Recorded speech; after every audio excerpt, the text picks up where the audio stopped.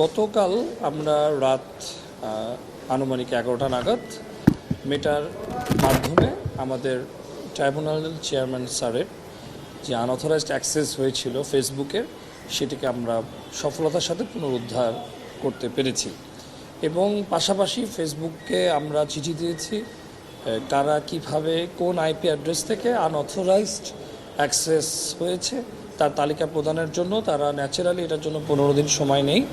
তো সেই তালিকাটা পেলে পরে পরবর্তীতে আমরা প্রয়োজনীয় ব্যবস্থা গ্রহণ করব হ্যাকারের গ্রেফতারের ব্যাপারে। তার তথ্য তো পেয়েছেন? জি, তার লোকেশন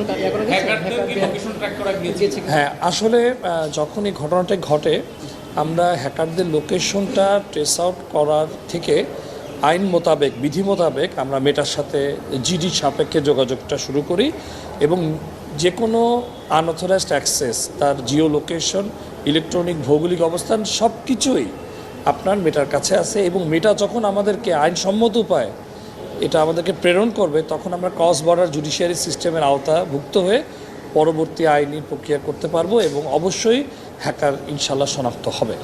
আপনারা কি প্রাথমিকভাবে পেয়েছেন আইপি অ্যাড্রেসটি বাংলাদেশে হয়েছে কিনা বা কোন জায়গা থেকে? না, আমরা পাইনি। এই কারণেই আমরা আসলে মূলত পুরো বিষয়টি বিটিআরসির মাধ্যমে মেটার সাথে যোগাযোগটা আমরা করেছি এবং আমরা মূলত অফিসিয়ালি এই আইপি অ্যাড্রেসটা কী ছিল সেটা আমরা প্রকাশ করতে চাই, যেহেতু একটি আইনি প্রক্রিয়াধীন বিষয়। সুতরাং মেটার কাছ থেকে আইনসম্মত উপায়ে যে আইপি অ্যাড্রেসটি আমরা পাবো সে বিষয়ে আমরা কথা বললে বরং এটা সঠিক হবে বলে আমি মনে করি। হানিফ ভাই সাউন্ড নাই।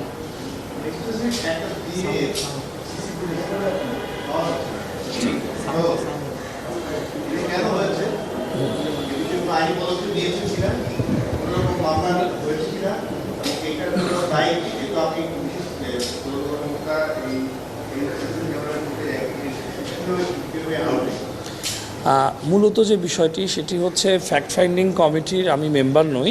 আমি আদিষ্ট হয়ে আপনাদের প্রাথমিক অবস্থায় সেখানে আমরা জানতে পেরেছি যে সিস লগগুলোতে যে হার্ড ড্রাইভগুলো থাকার কথা ছিল, পুরনো নতুন কিছু হার্ড ড্রাইভ সংযোজিত বিযোজিত হয়েছে। এটা তদন্তাধীন বিষয়। তো এটা আমরা ফ্যাক্ট ফাইন্ডিং কমিটিকে অবহিত করেছি। ফ্যাক্ট ফাইন্ডিং কমিটি থেকে বাকি ব্যবস্থাগুলো গ্রহণ করা হবে। না, এটা সম্পূর্ণ ফ্যাক্ট ফাইন্ডিং কমিটি রিকমেন্ডেশন করবে পরবর্তী বিষয়ে। সামগ্রিক যে বিষয়টা ফ্যাক্ট ফাইন্ডিং কমিটি মন্ত্রণালয় দ্বারা আদিষ্ট হয়ে পরবর্তী বিষয়গুলো নেবে। তো সুতরাং আমি অগ্রিম মন্তব্য করতে পারছি না এই বিষয়ে। তবে কোনো জিডির তথ্য আমার কাছে এই মুহূর্তে জানা নেই। তবে হার্ড ড্রাইভ রিফ্লেক্সের ঘটনা ঘটেছে, এটা সিস লগ এবং রেজিস্টার খাতাও আমরা